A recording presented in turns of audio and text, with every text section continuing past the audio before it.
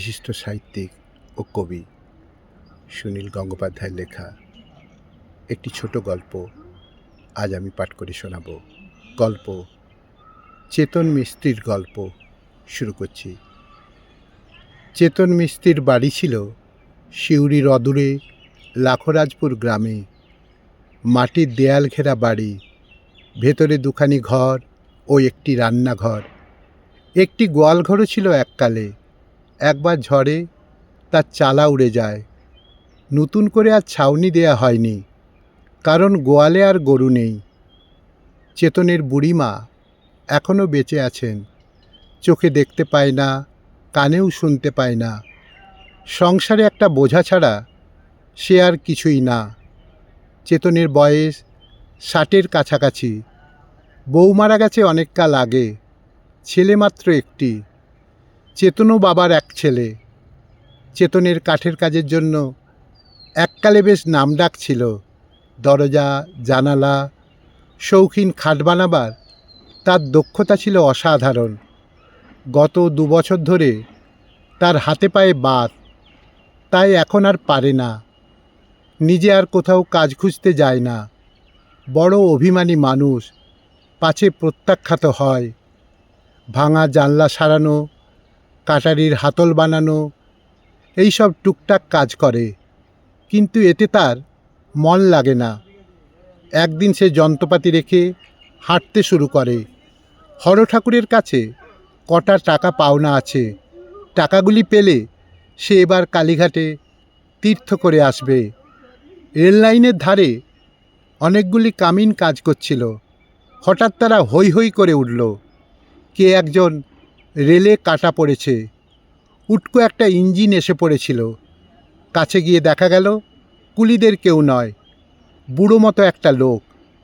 কুলিদের মধ্যে ছিল চেতনের ছেলে বংশী। সে ছুটতে ছুটতে এসে উকি দিয়ে চিৎকার করে উঠল। তার বাবাকে সে দেখছে রক্তাক্ত ছিন্ন ভিন্ন। তখন চেতনের একটু একটু জ্ঞান ছিল। সে বংশীকে বলল, আমাকে তুই বাড়ি নিয়ে চল। সবাই ওকে বাড়িতেই নিয়ে গেল। ডান হাতটা লগলগ করে ঝুলছে। ওই হাতে সে একসময় কত কারুকার্য বানাতো। বাড়ির সদর দরজায় পৌঁছনো মাত্র মারা গেল চেতন। চেতনের মা কানে শোনে না, চোখেও দেখে না। সে বলল, ও চেতন, কি হয়েছে রে? এত লোকজন কেন? বুড়ি জানলই না যে তার ছেলে মারা গেছে। 2-4 দিন পর সবাই ভুলে গেল চেতনকে। বংশীর বউ লক্ষ্মীর একটি মাত্র ছেলে। সে ছেলে আর শাশুড়িকে নিয়ে ঘর সংসার করে। বংশী গেল বহুদূরে চালকলে কাজ করতে, কারণ রেলের কন্ট্রাক্টররা তাকে ছাঁটাই করে দিয়েছে। চেতনের বংশে যেন একটা সাপ লেগেছে। কথা নেই, বার্তা নেই। বংশীর 3 বছরের ছেলেটা হঠাৎ কদিন আগে কলেরায় মারা গেল। বংশী সপ্তাহে একবার বাড়ি আসে। মহা বিপদে পড়ে গেল বউটি। একজন গেল বংশীকে খবর দিতে। সেদিনও চেতনের বুড়িমা চেঁচাতে লাগলো, ও চেতন, কি হয়েছে রে? বাড়িতে এত লোক কেন? নেমন্তন্ন খাওয়াচ্ছিস নাকি? চেতনের মা জানলই না তার পুতি মারা গেছে। বংশী এসে উঠোনে গড়াগড়ি দিয়ে কাঁদতে লাগলো। বাবার মৃত্যুতেও সে এত কাঁদেনি। কদিন বাড়িতে বসে বসে গুমরে মরল স্বামী স্ত্রী। কিন্তু অন্ন সংস্থানের জন্য বংশী চলে গেল চালকলে কাজ করতে। বংশীর চেহারা অসুরের মতো। 1 কিলো চাল পেলে তবে তার ক্ষুণ্ণিবৃত্তি হয়। পায় না বলে সব সময় তার পেটে ক্ষুধা থাকে। সে লোকজনের সঙ্গে এখন দাঁত মুখ খিচিয়ে কথা বলে। লোকে বলে, পাগল বংশী। একদিন সেই চালকলে কী কারণে ধর্মঘট হয়ে গেল। তারপর লক আউট। গেটে তালা পড়ল। মস্ত একটা লোহার রড নিয়ে বংশী দমাদম মারতে লাগলো চালকলের গেটের তালায়। তালা ভেঙে সকলে ভেতরে ঢুকতে চায়। অবিলম্বে এসে গেল পুলিশ। দারোগা বংশীকে বলল, এই এখান থেকে হাঁটো। ভয়ঙ্কর চেহারা নিয়ে বংশী বলল, না, যাব না। ওরে তোরা সবাই আয়। একটা বিশাল শোক মিছিল এসে থামল চেতনের বাড়ির সামনে। খাটিয়ায় চাপানো, গুলিতে ঝাঁঝরা বংশীর দেহটা তারা বয়ে এনেছে তার স্ত্রীকে দেখাতে। দেখবে কে?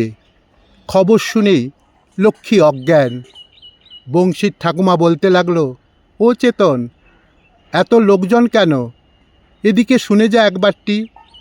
মিছিলটা আবার বংশীর দেহটা নিয়ে চলে গেল।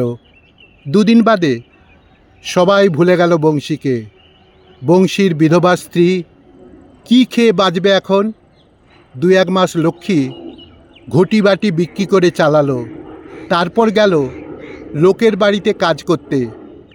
স্বাস্থ্যটি তার ভালোই, মুখ বুজে খাটতে পারে। বাড়িতে কালা কানা বুড়ি পাখির বাচ্চার মতো হাঁ করে বসে থাকে খাবারের জন্য। গরিব ঘরের যুবতী বিধবার স্বাস্থ্য ভালো থাকলে যখন তখন বিপদ আসে। এলেও একদিন অন্য বাড়ি কাজ সেরে বাড়ি ফিরছিল লক্ষ্মী একটু রাত করে। কোঁচড়ে খানিকটা চাল আর ঝিঙে, বাবুদের বাড়ির দান। খালপাড়ে 3 জন লোক তার উপর ঝাঁপিয়ে পড়ল, মুখ বেঁধে নিয়ে গেল তাকে। কোনো দিন আর লক্ষ্মীর কোনো খোঁজ পাওয়া গেল না। পাঞ্জাবে কিংবা আরবে এই সব মেয়ে চড়া দামে বিক্রি হয়। চেতনের বুড়িমা শুধু খিদের জ্বালায় চেঁচায়, ও চেতন, দুটো খেতে দিবি না আমায়? পাশের বাড়ির একটি মেয়ে রোজ ভাত এনে বুড়িকে খেতে দেয়। মেয়েটি সত্যিই খুব দয়া, মাঝে মাঝে এসে খোঁজ খবর নেয়। একদিন সকালে সে দেখল বুড়ি উঠোনের মাঝখানে পড়ে আছে, মুখে উঠছে কয়েকটা মাছি। চেতন মিস্ত্রির বংশ নাশ হয়ে গেল। সেই ঘটনার কিছু পরে একজন এলো সেই বাড়িতে। সে কিছুই জানে না, ডাকাডাকি করতে লাগলো। চতুর্দিক নির্জন। হাওয়ায় বাড়িটার জানলার কোনো একটা পাল্লা নড়ে উঠল। লোকটি কান পাতল সেই পাল্লায়। তার মনে হলো একটা শব্দ যেন শোনা যাচ্ছে, আছে আছে। লোকটি আবার ডাকলো, চেতন। আবার সেই পাল্লার শব্দ। মনে হলো কিছুই হারায়নি, সবই আছে।